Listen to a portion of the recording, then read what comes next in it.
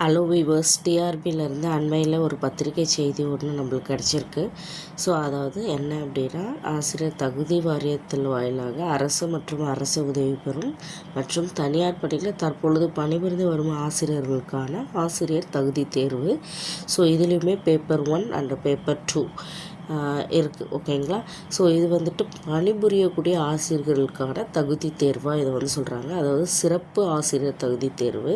So இதுக்கான notification பார்த்திங்கன்னு சொன்னால் 19/11/2025 வெளியிட்டிருக்காங்க. அதாவது இந்த தேர்வுக்கு விண்ணப்பிக்கும் பணிபுரியும் ஆசிரியர்கள் பார்த்திங்கன்னா 1/9/2025 முன்னர் அவங்க வந்து ஒர்க்கில் இருக்கணும்.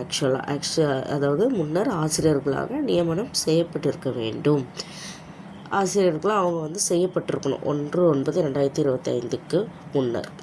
அதுக்கு பிறகு ஆசிரியர்களாக நியமனம் செய்யப்பட்டிருப்பவர்கள் இதற்கு நாட் எலிஜிபிள்.